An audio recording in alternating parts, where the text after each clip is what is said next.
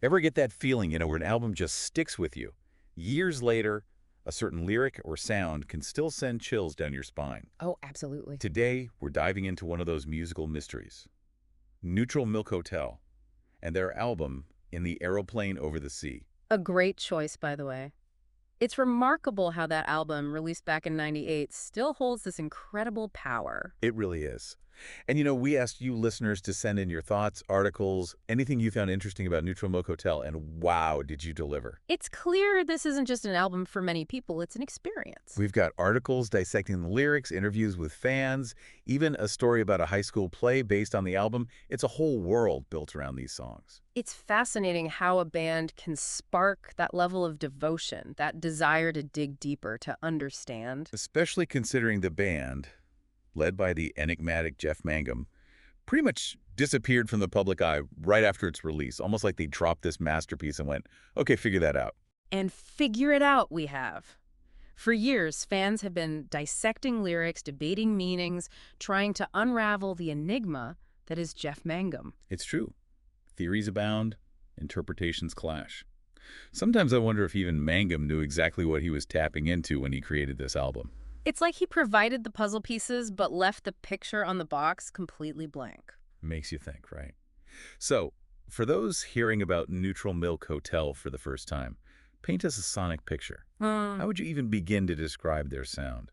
Imagine a musical flea market where someone's cobbled together instruments from different centuries, different genres. You've got your fuzzy, distorted guitars, yeah, but then a mournful trumpet cuts through the noise, almost like a voice from another era. Okay, I can see that. And then a singing saw whales in the background. Yeah, you heard that right. A singing saw its eerie melody blend in with the almost mournful drone of Ilian pipes. It's definitely not your typical rock band setup.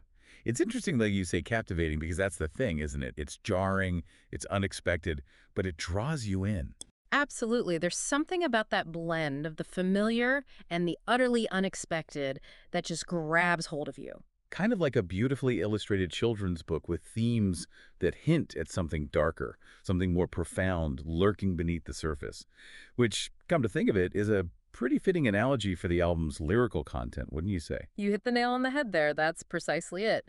The sonic landscape mirrors the emotional terrain of the lyrics' childlike wonder juxtaposed with these undercurrents of something deeper, sometimes even unsettling. And at the center of this sonic whirlwind stands, or maybe hides is a better word, Jeff Mangum. The man is a bit of an enigma himself, wouldn't you say? Releases a masterpiece and then retreats into obscurity, becoming almost mythical in his absence. He really is. It's almost like he pulled a J.D. Salinger on the indie rock world. Exactly. And, that reclusiveness, that deliberate withdrawal from the spotlight, it feeds directly into how we experience his music, how we interpret it. It's like the less he says, the louder his work becomes, right? Exactly. It's human nature, I think, to try and fill in the blanks, to project onto the unknown. And in Mangum's case, the absence of his voice outside of the music only amplifies the power of his voice within it. You're right. It makes you hang on every word, every note. Okay, but speaking of the music, we can't avoid the, shall we say, elephant in the airplane, Yeah. Frank. Mangum's been pretty upfront about her diary being a major influence on this album. Right. And it's not just in the direct references to her, though those are certainly there. You feel her presence in the album's broader themes, the weight of history, the fragility of innocence, the search for beauty and meaning amidst unimaginable darkness. It's heavy stuff, no doubt. It really is. And I think those themes hit particularly hard for younger listeners, those who are just starting to grapple with the complexities of the world, with the realization that things aren't always black and white, that sometimes terrible things happen. It's true. That feeling of innocence lost is definitely present throughout the album. And it's amazing. One of the articles we received even talked about a group of high school students who were so moved by In the Airplane Over the Sea that they staged a whole play based on it. Imagine that. Wow, that's incredible. High schoolers taking this complex, emotionally charged music and turning it into their own creative outlet. It just goes to show the power of art, in this case music, to help us process these really big, sometimes overwhelming emotions. Absolutely.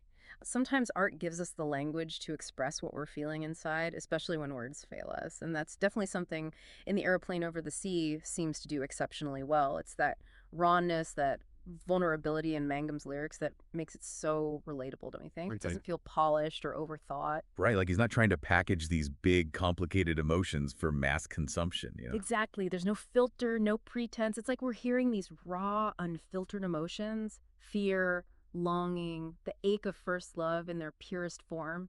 It's true. There's this unguarded quality to it, almost like listening to someone whisper their diary entries through a megaphone. Yeah, very fitting image. You can't help but get swept up in the intensity of it all. Yeah. And I think that's what resonates with so many people, especially, Especially if you're at that point in your life where those emotions are still raw and immediate, right? yeah, That cusp between childhood and adulthood, where the world suddenly feels vast and unknown. totally. Like you're thrown into the deep end and you're just trying to keep your head above water. Precisely. And even looking back on that time, you remember the confusion, the heartache, but also that fierce, almost desperate yearning to make sense of it all. Oh, absolutely. Trying to piece it all together, which is interesting because it ties into what we were discussing earlier about Mangum's reclusiveness, Mm. how it forces the listener to become a more active participant in creating meaning. It's like he's giving us the raw materials. The emotional puzzle pieces. Yeah, these fragmented images, emotions, and he's inviting us to put them together, to find our own meaning in the chaos. Exactly. It's like a giant emotional Rorschach test. Love that. But, this openness, this invitation into the artist's inner world, it can have a bit of a dark side too, can't it? Oh, for sure. And some of the articles you shared really touch on that. The more obsessive aspects of Neutral Milk Hotel fandom, the... The dark side of devotion. Exactly. And it's almost like a cautionary tale, isn't it? Mangum's retreat from the public eye, these stories about fans trying to track him down. It's a bit much. It really speaks to the fine line between admiration and obsession, especially in the age of the internet. Oh, the internet can be a double-edged sword for sure. Tell me about it. On the one hand, it allows for this incredible level of connection between artists and their fans, but it also creates this pressure cooker of expectation, this sense of entitlement almost. It's like some fans feel this ownership over the art, Yeah, over the artists themselves, which is right. And it can be a lot for an artist to deal with. absolutely. It's like they're under a microscope 24/7, every lyric dissected, every interview snippet analyzed. And with the internet, those interpretations, those theories, they spread like wildfire. It's true. And it's almost impossible to escape. And woe betide the artist if those interpretations don't align with their own, right? Exactly. It's as if the work is no longer its own entity, but becomes this malleable thing, shaped and reshaped by the whims of the online masses. It's a scary thought, isn't it? To lose control over your own creation like that. I can't even imagine. Which is really a shame because it kind of overshadows the incredible legacy of In the Aeroplane Over the Sea. This album, for all the baggage, for all the hype and the mystery, it still resonates with people on a deeply personal level. And you see it everywhere. I mean, It's stood the test of time, hasn't it? countless bands cite them as a major influence. You see the tattoos, the fan art. People are still connecting with this music decades later. It clearly struck a chord, something universal. Yeah. But it makes you wonder. It makes you wonder why, right? Why this album, out of all the albums, continues to hold such a powerful grip on our collective imagination. Exactly. Yeah.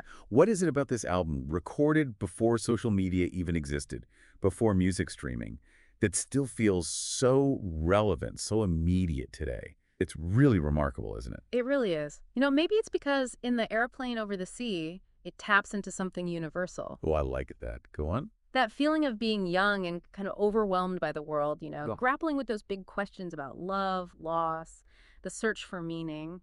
It's Yeah. something we all go through in some way. Absolutely. Those are timeless, those feelings, no matter what generation you're from. Right. And Mangum, he bottles them up, pours them out with this incredible rawness, this sincerity. Even if you don't fully grasp every single word, every image he uses, you can't help but feel the weight of those emotions. It's visceral. You feel it in your gut.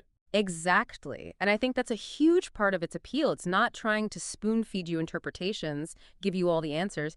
It's inviting you to sit with the discomfort, the ambiguity, and draw your own conclusions. We're back to that emotional Rorschach test. There you go.